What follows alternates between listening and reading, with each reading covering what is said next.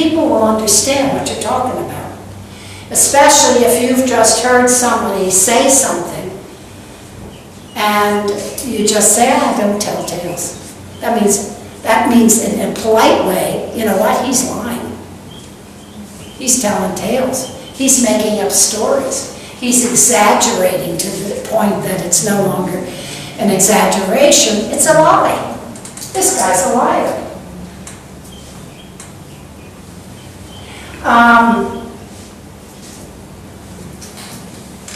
During look, we understand slap on the wrist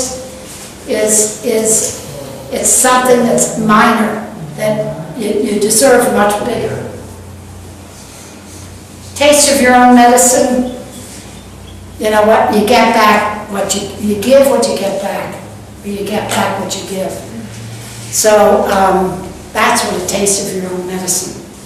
You think you're going to get away with something, you never do. You're always, something always comes and, why did I do that? It's in this little play that we did. Remember the play? I don't think you were here for the play. The play that we read a short play, and one of the characters lied. They said they were a big rich person. They weren't a big rich person. So he got a taste of his own medicine by the fact that the woman he told this big lie to really wanted to like him, but couldn't, because he said he was very rich and he didn't have anything to do, and he just he never had time for work. So the young lady didn't like him. So he got a taste of his own medicine. He didn't know it, and he'll never know. But she just didn't trust him. So that's a taste of your own medicine. Okay? Yes, tell me. You have to go? Yes. All right. I'm so glad you came. You look adorable today. You look like a little scholar. Bye-bye. Have a good day. What? You got it? All right.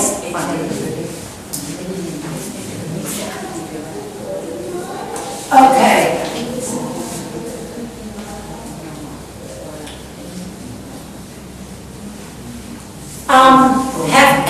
Have you all thought of something wonderful that you did? Do you need more time? Nath, do you have time to get up and tell us about your wedding? We want to hear about it. And then we want to hear about others, happy things that happened in other people's lives. Yeah. Punch in the nose. A punch in the nose literally means a punch in the nose. The other guy ain't got hit in the face, a punch in the nose. He did. He was forgiven. He was forgiven his trespass.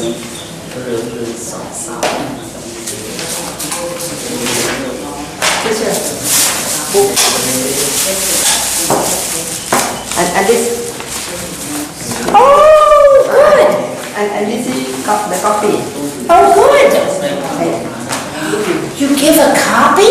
Yes. Oh, wow. And this is my. Oh, good. Oh, thank you. I appreciate that. Oh, no. Oh, that's so nice. Well, you know what? Are you thinking about something wonderful that happened? Yeah, Room just brought this book back. I don't know how she's done this, but this is glorious.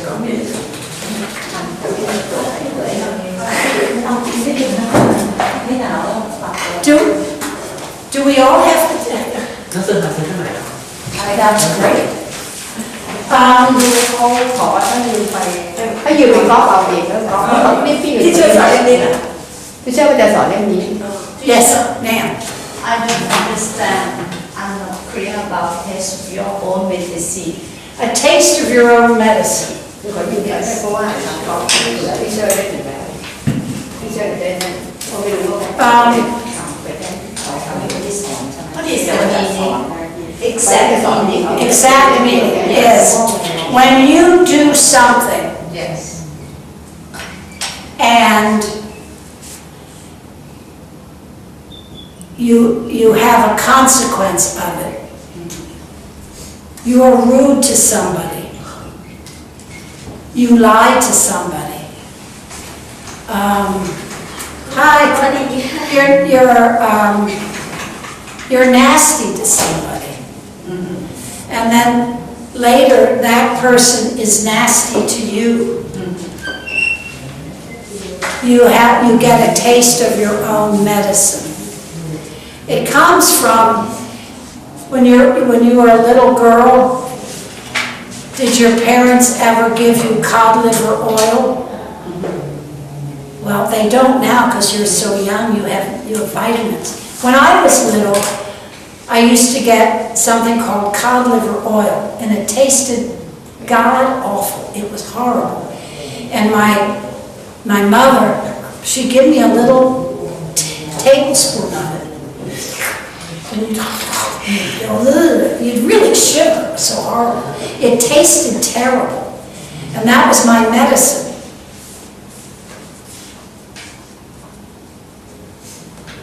A taste of your own medicine means that horrible feeling of drinking a medicine that you hate. But when you see your own actions coming back to you, you get a taste of your own medicine. It means that when you make the bad thing for somebody and somebody make bad thing for you, and then you know what it's like. Yes, like You know the offense.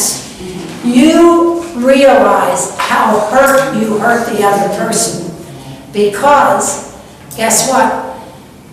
Somebody else or the other person is rude to you or cuts you socially. I don't mean cut physically, but cuts you off. Then you feel abandoned and hurt and lonely, and you feel stupid because you realize what you did to them. So now you're getting a taste. You're getting what it's like to feel the way you inflicted it on somebody else. So you get a taste of your own medicine. I was that nasty? I made that person feel so sad? I'm really sorry, but I wouldn't have known it unless they hurt me. I got a taste of my own medicine. Do you understand that? yes. Yeah. And another one, slap on the breast. Slap on the wrist. Yes. It means that forgive me. That doesn't mean forgiveness. It means that you didn't get the punishment that you deserved. That's what it really means. A slap on the wrist means you got a lesser punishment than you deserved. You got a slap on the wrist. You didn't really get what you deserved. What you deserve would be to get thrown out of the class. Let's say you came and you didn't do your homework, and you were rude to your teacher, and the teacher just said, I understand. You've had a hard day. Don't worry. Just sit down. Don't worry. Instead of throwing her out of the class or him, the teacher just forgave him and said, sit down, it's okay. That student got a slap on the wrist.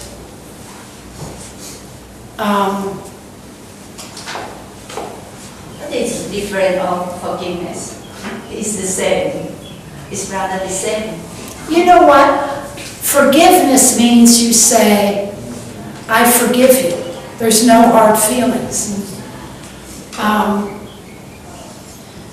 But a slap on the wrist implies that I'm not forgiving you, But I'm not, I understand you.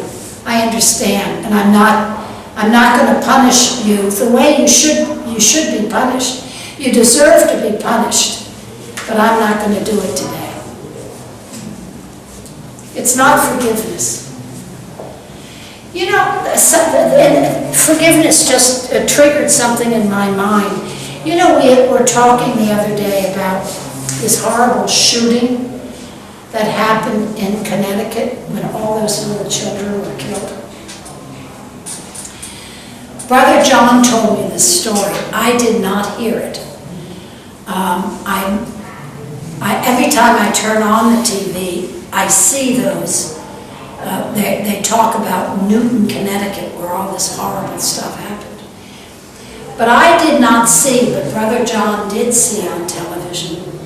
They kept talking about, oh, the parents of these poor children.